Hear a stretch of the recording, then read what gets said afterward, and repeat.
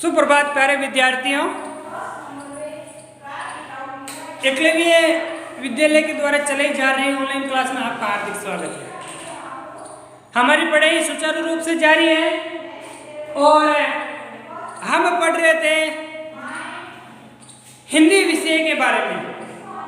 तो आपने हेडिंग देखी होगी कक्षा 10 और कक्षा 12 के बारे में जो तुलसीदास का जीवन परिचय है उसके बारे में आज हम विस्तार से वर्णन करेंगे। मैं आपको पिछली क्लास से जोड़ना चाहता हूँ।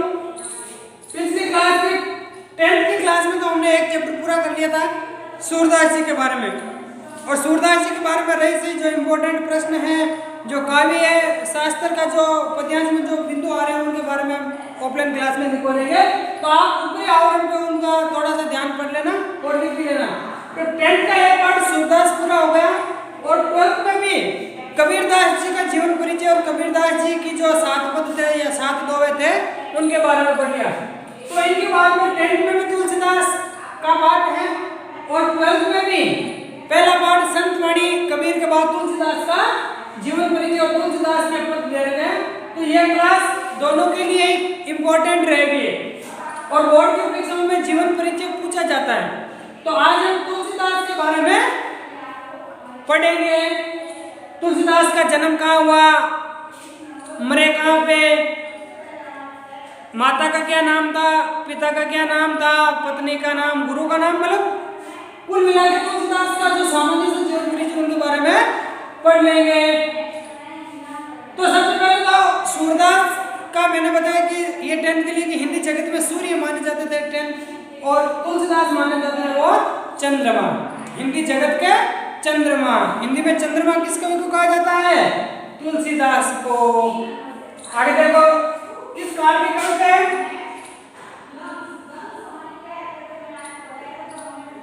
भक्ति काल के सगुण शाखा के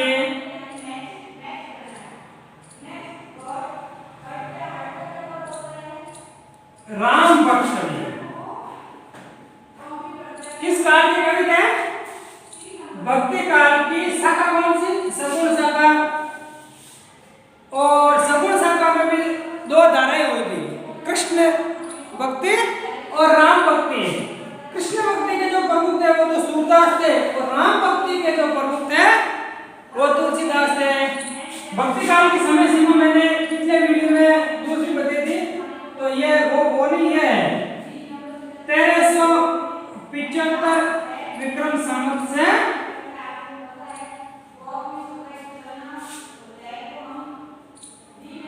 1700 विक्रम संवत। ये मैं बता दूं, ठीक है। हाँ, आगे देखिए तुलसीदास का जन्म की बात आती है 1532 ईस्वी में। तुलसीदास का जन्म कब हुआ था? 1532 ईस्वी में। और विक्रम संवत की बात की जाए अर्थात या 1590 विक्रम संवत। विक्रम संवत यहाँ क्यों आया? विक्रम संवत यहाँ इसलिए है कि 1532 में आप 57 ऐड कर लोगे तो विक्रम संवत आ जाएगा। कहाँ पर हुआ था? उत्तर प्रदेश के बांदा जिले के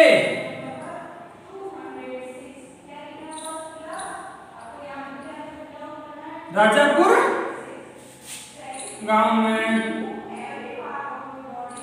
उत्तर प्रदेश के बांदा जिले के राजापुर गांव में इनका जन्म हुआ था। कब हुआ था? 1532 ईस्वी में। अब देखो इनकी माता का नाम था हुलसी, पिता का नाम था आत्माराम,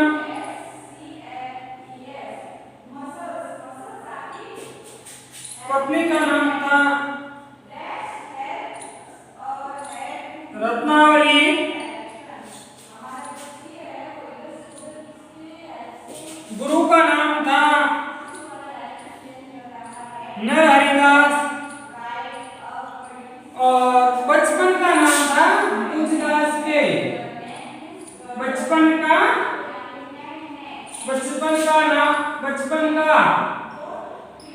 नाम? राम बोला। क्या नाम था? राम बोला।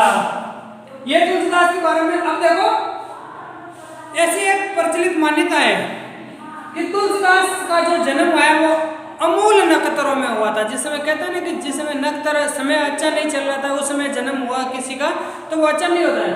तो तुलसीदास का जन्म भी अमूल नक्षत्रों में हुआ था और अमूल नक्षत्रों में तुलसीदास जी का जन्म होने के कारण माता और पिता, माता हुलसे और पिता आत्माराम ने इनका त्याग कर दिया, अर्थात इनको छोड़ दिया। क्यों छोड़ा? कि अमूल नक्षत्रों में जन्म हुआ। और ऐसा भी कहा जाता है कि जब ये जन्म हुआ, इसका जन्म हुआ तब इनके मुंह में दांत है। जन्म जब हुआ उस समय देखा इनके मुंह में दांत है और 5 वर्ष की बालक के अवस्था के समान इतने बड़े थे ये। तो घर में कोई अनहोनी या आशंका ना घट जाए, यानी घर में कोई बुरी आशंका टूट ना पड़ जाए, इसकी वजह से इनके माता और पिता ने इनको त्याग दिया। और फिर इनका लालन पालन किसने किया? लालन पालन के मुनिया नामक दासी ने उन्होंने किया। किस दासी ने किया? मुनिया नामक दासी ने किया। तुलसीदास का लालन पालन किसने किया? मुनिया नामक दासी ने। क्यों किया? क्योंकि माता पिता ने इनको त्याग दिया। अब ये तो इनकी वैसी बातें। अब इनके ग्रंथों के बारे में पढ़ेंगे हम। फिर ग्रंथों की भाषा कौन सी थी? तुलसीदास की भाषा की बात की जाए तो यहाँ देखो, भाषा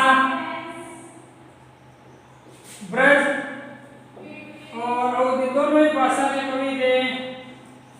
तुलसीदास दोनों ही भाषा के कवि थे, ब्रज भाषा के भी कवि थे और अवधी भाषा के भी कवि थे। अब इनकी बात आ जाती है भक्ति भाव कैसा था? भक्ति भाव का वो दास्य भाव की थी भक्ति। भक्ति कैसी थी इनकी? दास्य भाव की थी भक्ति। तो पहले ये आप लर्न कर लेना, ये याद कर लेना, फिर इनको मैं इरेज करूंगा। अब इनकी मृत्यु देखो 1623 ईस्वी में काशी में इनकी मृत्यु हो गई। कहाँ हुई मृत्यु? काशी में। कहाँ हुई मृत्यु? काशी में।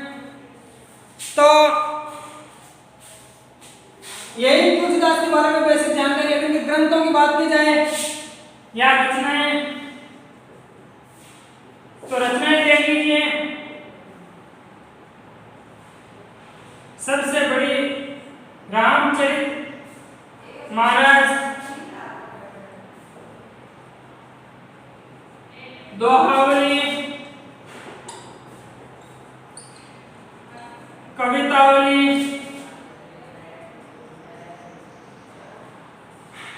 गीतावली,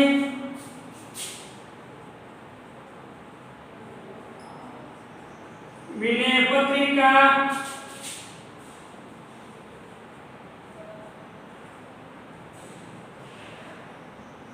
पार्वती मंगल,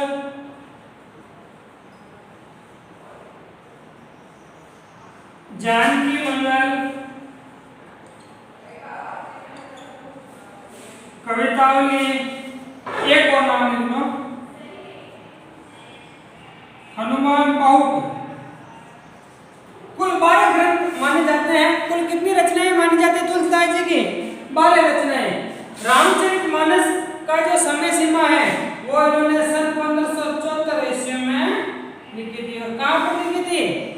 अयोध्या में लिखी थी। और एक कांड है इनका काशी में लिखा गया था। टोटल 7 कांड है। तो 1 2 3 4 5 6 7 8 9 3 रचनाएं और है। आप बस इतनी सी याद कर लेना, एग्जाम में पूछ सकते हैं कि तुलसीदास की कोई 2 रचनाओं के नाम लिखो। अब आगे आओ, तुलसीदास के बारे में हम आगे पढ़ रहे हैं। बेसिक जानकारी।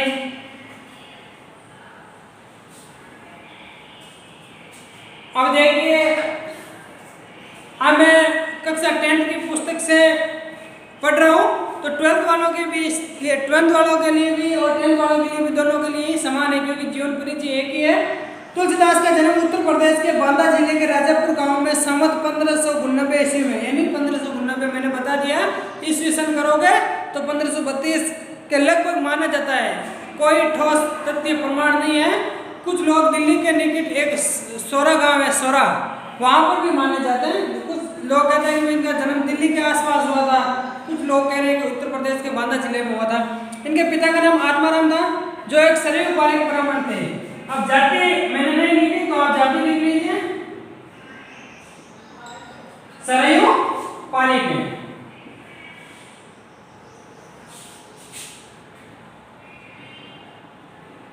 सूरदास किस कास्ट थे? सरयू पालिक ब्राह्मण थे। इनकी माता का नाम हुलसी था। कहा जाता है कि तुलसीदास अमूल मूल नक्षत्र में पैदा हुए थे तथा जन्म लेते ही इनकी अवस्था 5 वर्ष के बालक के समान थी। मुंह में दांत भी निकले हुए थे। बैग की आशंका, यानी घर में कोई बुरी घटना ना हो जाए, इनके डर के चलते माता पिता ने इन्हें त्याग दिया, मुनिया नामक दासी को दे दिया, जिनका लालन पालन किया। इनका बाल्यकाल बहुत कष्टपूर्ण बीता। इनका जो बचपन का जीवन था वो बहुत ही दुख भरा बीता था, क्योंकि छोटी अवस्था में माता पिता का स्नेह नहीं मिला था। माता पिता ने त्याग दिया था और त्यागने की वजह से माता पिता का जो प्रेम है उनसे दूर रह गए और बहुत ही यातना भरा एक जीवन इनका रहा बचपन का। आगे देखो, एक 10th में एक दो लिखे कि मातु पितु जग जायो तजियो, यानी माता पिता, जग यानी संसार, जाय यानी जन्म देकर के, तजियो यानी त्याग दिया। माता पिता ने इस संसार में जन्म देकर के त्याग दिया। विद्यु, विद्यु का मतलब ब्रह्मा जी या लेख लिखने वाले ने लिखियो कुछ बाल भले, यानी मेरे जीवन में किसी प्रकार की कोई भलाई का काम नहीं लिखा था, भलाई का कुछ लिखा ही नहीं है, क्योंकि बचपन में ही माता पिता ने त्याग दिया मेरे को। इनके गुरु का नाम नरहरिदास था। इनकी पत्नी रत्नावली बहुत ही विदुषी थी। दीनबंधु पाठक की पुत्री विदुषी थी, ऐसा भी कहा जाता है। एक फिर मान्यता है कि एक बार तुलसीदास की पत्नी अपने मायके चली जाती है और तुलसीदास भी उनके पीछे पीछे, भयंकर गहरी अंधेरी रात, भयंकर आंधियां चल रही थी, फिर उनके पीछे पीछे ससुराल, मतलब अपने ससुराल चले जाते हैं। तो वहां जाने के बाद इसकी पत्नी ने इनको झिड़की लगे जाता है, धिक्कार कि तू मेरे से जितना प्रेम करता है, मेरे से जितना स्नेह रखता है, उतना अगर स्नेह राम से रखे तो तेरा उद्धार हो जाएगा। और उस दिन से ही जो तुलसीदास का जो पत्नी का प्रेम है वो राम में बदल गया। किंतु किसी कारण उस वैवाहिक जीवन अधिक समय तक नहीं चल सका। वैवाहिक में जो विवाह की जो खुशियां भी नहीं लुटा पाए। मैंने बता दिया जो कारण टूटने का, विवाह भी टूट गया। इन्होंने गृह त्याग कर दिया, घर छोड़ दिया अंत में, और घूमते घूमते कहाँ पहुंच गए? अयोध्या, राम की नगरी। वहीं पर संवत 1631 ईस्वी में, अर्थात 1574 ईस्वी में, कौन से ग्रंथ लिखे? रामचरितमानस। रामचरितमानस की कौन सी भाषा है इनकी? अवधी भाषा, ध्यान दिलाना। ये काशी आकर रहने लगे, मतलब रामचरितमानस की रचना लिखने के बाद फिर आगे काशी आकर रहने लगे कुछ दिन तक। ऐसा भी कहा जाता है कि जीवन के अंतिम दिनों में जब इनकी मृत्यु नजदीक थी तो इनको बाहों की पीड़ा होने लगी, भुजाओं में ज्यादा दर्द होने लगा। तो इस भुजाओं के दर्द को छुटकारा दिलाने के लिए, अर्थात निवारण करने के लिए हनुमान जी की स्तुति की और हनुमान बाहु नाम के ग्रंथ भी इन्होंने लिखी। जीवन के अंतिम दिनों में पीड़ा शांति के लिए, अर्थात भुजाओं में पीड़ा होने लगी, उनकी शांति के लिए हनुमान जी की स्तुति की, जो हनुमान बाहु के नाम से प्रसिद्ध है। इनकी मृत्यु के संबंध में निम्नलिखित तो प्रसिद्ध है। मृत्यु का संबंध क्या? संवत 1680, मृत्यु यानी 1680 विक्रम संवत है। मैंने बता भी दिया ईस्वी सन करोगे क्या होगा? 1623 ईस्वी, ये होगा ईस्वी सन। क्या करेंगे? संवत 1680, 80 गंग के तीर यानी गंगा नदी के तीर पर श्रावण शुक्ला सप्तमी की तिथि थी। तुलसी तजियो शरीर, उन्होंने अपने शरीर का त्याग किया। इन्होंने राम के अनन्य भक्त के रूप में दास्य भाव, मैंने बता दिया भक्ति भाव किस प्रकार की थी, दास्य भाव। ये राम जी को अपना गुरु मतलब अपना सब कुछ मानते थे और ये राम के दास थे। ऐसे कहते थे कि मैं राम का दास हूँ। दास्य भाव अपनाते हुए काव्य ग्रंथों की रचना की, जिसमें रामचरितमानस, विनय पत्रिका, दोहावली, गीतावली, कवितावली, रामाज्ञा प्रश्न, बर्वे रामायण, जानकी मंगलम, पार्वती मंगलम, रामलला नेचु, वैराग्य संदीपनी, कृष्ण गीतावली, ये इनके कुछ ग्रंथ दिए हुए पुस्तक में। तुलसी आदर्शवादी कवि थे। तुलसी एक आदर्शवादी कवि थे और समन्वय की भावना चाहते थे। संपूर्ण समाज में समन्वय की भावना के प्रबल पक्षधर थे। भावना के पक्षधर थे। इन्होंने आदर्श चरित्र का सर्जन कर हमें दैनिक जीवन के अनुरूप अनुकरण करने का संदेश दिया। अर्थात भविष्य में क्या होगा क्या पता, जो अभी की वर्तमान परिस्थितियां हैं हमें उनके अनुसार ही चलना चाहिए। अवधी और ब्रज भाषा दोनों के पंडित थे। मैंने बता दिया अवधी भाषा के भी कवि थे और ब्रज भाषा भी कवि थे। दोनों भाषाओं का शुद्ध और परिमार्जन रूप से इन्होंने वर्णन किया। ये तो 10th में था और 12th में भी यही दे रखा है। देख लेते हैं, आपको दूसरी बात अगर दी हुई है तो आपको पूरा याद नहीं है ना, कुछ तो याद रह ही जाएगा। 10th में दिया हुआ था। 12th में देखिए, उत्तर प्रदेश के बांदा जिले के राजापुर गांव में जन्मे तुलसीदास का बचपन कठिनाइयों में बीता। वही बात, माता पिता त्यागने का कष्टों के दौर से गुजर कर उन्होंने नर हरियानंद वैश्य सनातन से शिक्षा ग्रहण की। यहाँ एक और एक्स्ट्रा है कि एक तो गुरु नर हरिदास है और एक शिक्षा किससे ग्रहण की? शेष सनातन से। किससे? शेष सनातन। ये जरूरी नहीं है तुम्हारे कि मेरी बुक में नहीं है तो मैं क्यों पढ़ूं। दोनों बातें सेम ही है। दूसरी बात अगर लिख दोगे तो आपके नंबर अच्छे मिल जाएंगे। वे अपनी पत्नी रत्नावली से अति स्नेह रखते थे, लेकिन एक दिन रत्नावली द्वारा उत्प्रेरित यानी मतलब उनको भला बुरा कहा कि भाई तुम मेरे से इतना प्रेम करता है तो भगवान से कर ले, तेरा उद्धार हो जाएगा। वही बात है, उनके हृदय में राम प्रेम जागा है। तुलसीदास अवधी तथा ब्रज भाषा में कई ग्रंथों के नाम दिए हुए हैं और तो इसमें कोई ज्यादा नहीं दे रखा है। बस यही था तुलसीदास के बारे में जीवन परिचय। तो ये में तो सबके काम आ जाता है। 9th में भी आ जाता है, 10th में भी आ जाता है, 11th में भी आ जाता है, 12th में भी आ जाता है। तो आप आज की क्लास में तुम्हारे ये तुलसीदास के बारे में है देखना है। इनका कुछ मैंने जो टॉपिक लिखा है आप इतना लिख दोगे, जन्म, मृत्यु, माता पिता, गुरु, पत्नी, क्या किस काल के कवि थे, कौन सी भक्ति भावना थी, भाषा कौन सी थी, ग्रंथ कौन सी थी, तो ये आप थोड़ा सा वैसे लिख दोगे तो आपको अच्छे अंक दे सकते हैं। तुलसीदास मैंने ये भी बता दिया कि हिंदी जगत में कौन है, ये हिंदी के चंद्रमा माने जाते हैं। हिंदी के क्या माने जाते हैं? चंद्रमा माने जाते हैं। इसके बारे में 2 कथन और मैं बता देता हूँ आपको, जो आपकी बुक में नहीं दे रखा, लेकिन अगर आप याद करके तुलसीदास के बारे में लिख भी दोगे बोर्ड की परीक्षा में अगर आगे रहे तो एग्जाम में आपको अच्छे नंबर देंगे। तो सबसे पहले मुगल काल का सबसे बड़ा कवि, मुगल काल का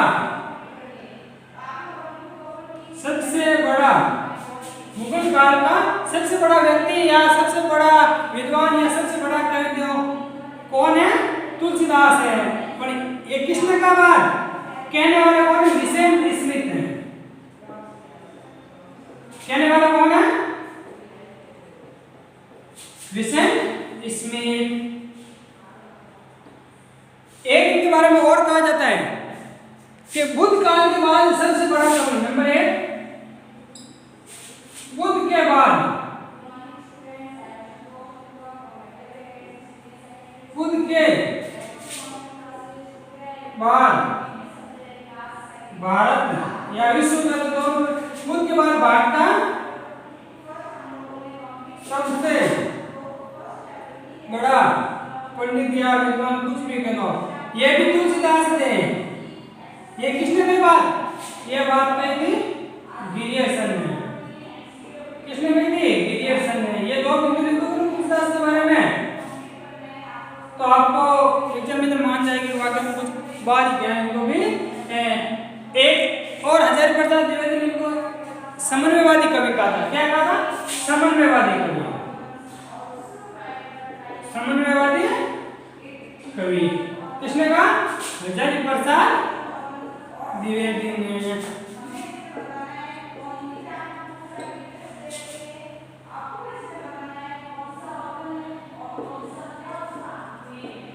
हजारी प्रसाद द्विवेदी ने। हजारी प्रसाद द्विवेदी ने।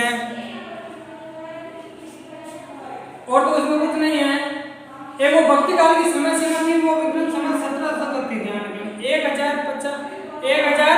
1375 से 1700 विक्रम संवत की थी। भक्ति काल की समय सीमा क्या है? 1375 विक्रम संवत से 1700 विक्रम संवत तक, ये भक्ति काल की समय सीमा है। परफेक्ट। तो आज के लिए यही है, तुलसीदास के बारे में विस्तार से पढ़ लेना। अगली वाले वीडियो में 10th के अलग क्लास होगी और 12th की अलग क्लास होगी। धन्यवाद।